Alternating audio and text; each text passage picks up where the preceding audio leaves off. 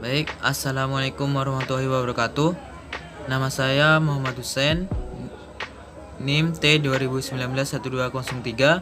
Di sini saya bersama teman-teman akan membawakan materi yang berjudul makhrajul huruf atau tempat keluarnya huruf. Yang pertama, pengertian makhrajul huruf. Makhraj ditinjau dari morfologi, berasal dari fi'il madhi kharaja yang artinya keluar, lalu dijadikan berwazan amun yang bersigot isi makan, maka menjadi yakhrojun. Bentuk jamaknya adalah yakhorijun. Karena itu makhorijul huruf an hurufi yakhriju yang diindonesiakan menjadi makhraj huruf, artinya tempat-tempat keluar huruf. Secara bahasa, makhraj artinya tempat keluar, sedangkan menurut istilah, makhraj adalah suatu nama tempat yang padanya huruf dibentuk atau diciptakan. Lalu yang selanjutnya, pembagian makhrajul huruf. Semua huruf hijaiyah masing-masing mempunyai makhraj tempat keluar tersendiri.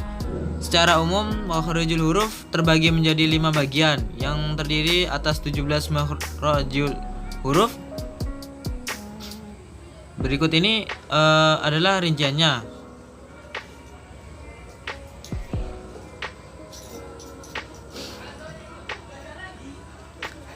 Ya, bisa dilihat ini adalah rinciannya.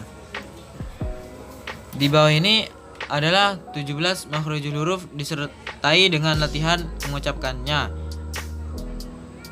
1. Rongga mulut al-jawaf. Huruf yang keluar dari rongga mulut huruf mat, yaitu alif, ya, waw. Begitu. Yang kedua, tenggorokan al-khalaq. Huruf yang keluar dari tenggorokan adalah huruf-huruf hamzah, ha, kha, ain, ghain, ha. Hamzah, ha keluar dari tenggorokan bawah. Ain, ha keluar dari tenggorokan tengah. Ain, ghain keluar dari tenggorokan atas. Nama saya Anis Putri Dewi Anggrani, NIM T 2019-1345. Di sini saya akan melanjutkan materi yang sudah dijelaskan oleh teman saya, yakni makhrajul huruf. Yang ketiga, lidah atau alisan. Huruf yang keluar dari lidah adalah huruf-huruf qaf, kaf, jim, shin, ya, dot, lam, nun, ro, ta, dal, to, ro, fa, sin, dal, shod, dan za.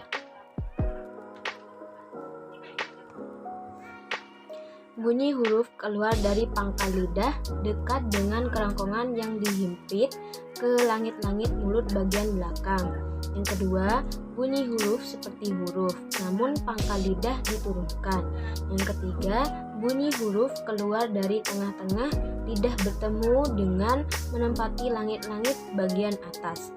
Yang keempat, bunyi huruf dot keluar dari dua sisi lidah atau salah satunya bertemu dengan gigi geraham. Yang kelima, bunyi huruf lam keluar dengan menggerakkan semua lidah dan bertemu dengan ujung langit-langit. Yang keenam, bunyi huruf keluar dari ujung lidah di bawah makhraj lam huruf. Yang ketujuh, bunyi huruf keluar dari ujung lidah sama seperti dengan memasukkan punggung lidah. Yang kedelapan, bunyi huruf to keluar dari ujung lidah yang bertemu dengan gigi bagian atas. Yang kesembilan, bunyi huruf keluar dari ujung lidah yang hampir bertemu dengan gigi depan bagian bawah. Yang ke-10, bunyi huruf ujung lidah keluar sedikit bertemu dengan ujung gigi depan bagian atas. Dan yang keempat, asyafatain. Berarti bahwa makhrajul huruf yang dilafalkan makhrajnya ada di bibir. Untuk huruf-hurufnya terdiri atas fa, wawu, ba, mim.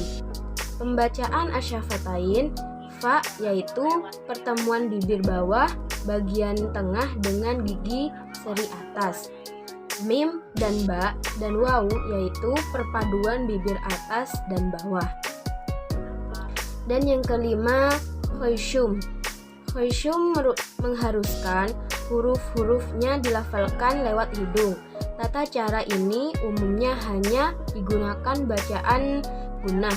Adapun huruf-hurufnya antara lain sebagai berikut ini, yaitu nun bertasdid, mim bertasdid, nun sukun yang dibaca idgham bi gunnah, dan iklab, ikhfa hakiki, dan mim sukun yang bertemu dengan mim atau ba. Itu saja yang bisa saya jelaskan. Terima kasih. Assalamualaikum warahmatullahi wabarakatuh. Sebelumnya perkenalkan, nama saya Muhammad Farhan, NIM T 2019-13-16. Di sini saya akan menjelaskan tentang sifatul huruf. Yang dimaksud dengan sifatul huruf dalam ilmu tajwid adalah sifat-sifat yang jika diabaikan akan mempengaruhi suara huruf tersebut, seperti sifat hamas dan jahar, istifal dan isti'la dan sebagainya. Sifat-sifat huruf Arab terbagi menjadi dua macam, yakni yang pertama sifat-sifat huruf yang memiliki lawan dan sifat-sifat huruf yang tidak memiliki lawan. Sifat-sifat huruf yang memiliki lawan yang pertama ada hams dan jahar. Hams atau dibaca samar artinya bisikan atau suara yang disamarkan. Maksudnya adalah menghembuskan nafas pada saat mengucapkan huruf. Huruf yang memiliki sifat hams ada 10 yang disingkat dengan kata fahassahu syakhsun sakata. Ada huruf fa, ha, sa, ha, shin, khof, swat, sin, kaf, dan ta. Kebalikan atau lawan dari hams adalah jahar atau dibaca keras, yang artinya jelas. Maksudnya adalah mencegah keluarnya nafas saat mengucapkan huruf. Huruf-huruf yang memiliki sifat jahar ada 19, yaitu semua huruf hijaiyah yang tidak termasuk dalam huruf-huruf hams tadi. Yang kedua ada syiddah, rokhawah, dan bainiyah. Syiddah artinya kuat atau keras. Maksudnya adalah menahan sejenak suara di tempat keluarnya huruf, baru kemudian melepaskannya karena makhrajnya kuat. Jumlah huruf yang memiliki sifat syiddah ada 8, yaitu ajid, qid, ton, bakat. Ada huruf a, ja, jim, dal, qaf, to, ba, kaf, dan ta. Rokhawah artinya lemah lembut atau lunak. Maksudnya adalah mengeluarkan suara bersamaan dengan mengucapkan huruf tanpa hambatan karena lemah makhrajnya. Jumlah huruf yang memiliki sifat rokhawah ada 15 huruf, yaitu ada kho, dal, ghain, sa, ha, dho, qaf, dol, shin, wawu, swat, za, ya, sin, alif, dan ha. Lalu ada bainiyah. Ada referensi yang menyebutkan dengan nama tawasud. Ini merupakan sifat antara syiddah dan rokhawah. Huruf yang memiliki sifat bainiyah ada 5, yaitu lam, nun, ain, mim, dan ro. Kemudian yang ketiga ada isti'la dan istifal. Isti'la artinya terangkat atau naik. Maksudnya adalah mengangkat sebagian besar lidah ke langit-langit mulut saat mengucapkannya. Huruf yang memiliki sifat isti'la ada 7 yang merupakan huruf tebal, yaitu kho, swat, do, ghain, to, qaf, dan lo. Contoh paling jelas yang bisa kita temukan ada pada huruf swat. Coba kalian perhatikan saat kalian mengucapkan kata swat, pasti lidah kalian sebagian besar ke langit-langit mulut saat pengucapannya. Swat, swat, to juga. Selanjutnya ada istifal, artinya menurun atau turun. Maksudnya adalah menurunkan sebagian besar lidah dari langit-langit mulut ke dasar mulut saat mengucapkan huruf yang memiliki sifat istifal. Huruf yang memiliki sifat istifal ada 21, yaitu huruf hijaiyah selain huruf-huruf isti'la. Yang keempat ada itbaq dan infitah. Itbaq artinya menutup atau tertutup. Maksudnya adalah menutup dua sisi lidah sehingga bertemu dengan langit-langit mulut ketika mengucapkan huruf. Hurufnya ada 4, yaitu shod, do, to, dan go. Sedangkan infitah artinya terpisah atau terbuka. Maksudnya adalah memisahkan dua sisi lidah dari langit-langit mulut sehingga keluarlah nafas di antara keduanya saat mengucapkan huruf. Hurufnya ada 24, yaitu selain huruf idbak. Kemudian ada sifat-sifat huruf yang tidak memiliki lawan. Yang pertama ada safir. Sofir ya. Sofir adalah ketajaman pada suara huruf yang muncul saat melewati ruang sempit. Maksudnya adalah membuat suara tambahan yang keluar dengan kuat di antara ujung lidah dan gigi seri. Hurufnya ada 3, yaitu shod, za, dan sin. Shod. Yang kedua ada qalqalah, yakni membuat pantulan di akhir pengucapan huruf-huruf qalqalah yang sukun atau mati. Hurufnya ada 5, yaitu qaf, to, ba, jim, dal, atau bisa juga kalian singkat menjadi baju di toko atau qotbu jadin. Yang ketiga ada layin atau lin, artinya lembut atau mudah. Maksudnya adalah mengeluarkan huruf dari mulut tanpa memberatkan lisan. Layin atau lin terjadi ketika ada huruf bertanda baca fathah, kemudian sebelahnya ada huruf lin yang bertanda sukun. Hurufnya ada 2, yaitu wawu dan ya.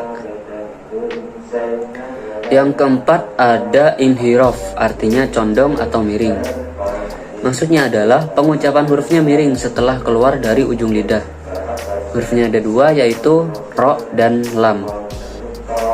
Yang kelima ada takrir, artinya mengulangi. Maksudnya adalah lidah bergetar saat mengucapkan huruf, namun tidak berlebihan apabila sampai terucap lebih dari 1 huruf.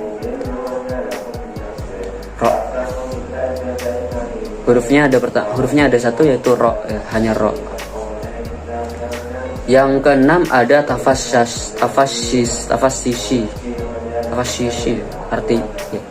artinya menyebar. Maksudnya adalah penyebaran suara saat mengucapkan huruf shin dari makhraj hingga berbenturan dengan sisi bagian dalam gigi-gigi atas dan bawah. Yang ketujuh ada istitolah, artinya memanjang. Maksudnya adalah mengucapkan huruf do hendaknya disertai memanjangnya suara dari awal sisi lidah hingga ke ujungnya di sebelah kiri atau kanan lidah. Yang kedelapan ada gunnah, yakni sifat untuk huruf nun dan mim, baik berharokat ataupun sukun, baik nampak dengan jelas diidghamkan ataupun disembunyikan. Hanya saja panjang gunnah berbeda sesuai kondisi nun dan mim. Baik, mungkin hanya itu yang bisa saya sampaikan. Selebihnya mohon maaf. Assalamualaikum warahmatullahi wabarakatuh. Assalamualaikum warahmatullahi wabarakatuh. Perkenalkan, nama saya Siti Hanifatin Masrurah, NIM T 2019-1332. Di sini saya akan menjelaskan tentang waqaf dan ibtida. Waqaf adalah berhenti sejenak ketika membaca suatu lafaz yang terdapat tanda waqafnya, guna untuk mengambil nafas agar dapat melanjutkan kembali bacaan ayat selanjutnya. Ibtida adalah mempunyai akar kata bada'a yang artinya memulai. Sedangkan menurut istilah ulama qurra adalah memulai membaca Al-Quran, baik memulai dari awal maupun meneruskan bacaan yang semula dihentikan. Tanda waqaf. Yang pertama, la. Tanda ini disebut juga dengan waqaf la wasol. Tanda waqaf ini mempunyai arti tidak boleh berhenti sama sekali, sehingga apabila menemukan tanda baca ini di tengah bacaan atau ayat, maka tidak boleh untuk berhenti. Surah Al-An'am ayat 20. A'udzu billahi minasyaitonir rajim. Bismillahirrahmanirrahim. Alladzina tatawaffahumul malaikatu thayyibina yaquluna salamun alaikum. Yang kedua, tanda mim. Tanda mim adalah lazim yang merupakan tanda yang mewajibkan untuk berhenti di akhir kalimat. Lalu tanda ini juga tidak memiliki kaitan dengan kalimat setelahnya. Contoh surat An-Nahl ayat 32. A'udzu billahi minasyaitonir rajim. Bismillahirrahmanirrahim. Alladzina atainahumul kitaba ya'rifunahu kama ya'rifuna abna'ahum. Alladzina khasiru wa anfusahum fahum la yu'minun. Yang ketiga adalah tanda shad lam, singkatan dari al-waslu aula, yang artinya kadang boleh diwasolkan atau boleh diteruskan. Contohnya, a'udzu billahi minasyaitonir rajim. Bismillahirrahmanirrahim. Wa innahu ladzikrul laka wa liqaumika wa sawfa tus'alun. Yang keempat, tanda titik 32. Tanda wakof 1 ini disebut sebagai wakof mu'annakoh, yang artinya terikat. Biasanya wakof ini muncul sebanyak 2 kali. Dimanapun cara membacanya, yaitu harus berhenti pada salah satu tanda tersebut. Contohnya, a'udzu billahi minasyaitonir rajim. Bismillahirrahmanirrahim. Dzalikal kitabu la raiba fihi hudal lil muttaqin. Yang kelima, tanda jim disebut dengan tanda jaiz. Saat bertemu dengan tanda ini, pembacanya boleh berhenti dan juga boleh melanjutkan. Contohnya, a'udzu billahi minasyaitonir rajim. Bismillahirrahmanirrahim. Wa zuhrufahu wa in kullu dzalika lamma mata'ul hayatid dunya wal akhiratu 'inda rabbika lil muttaqin.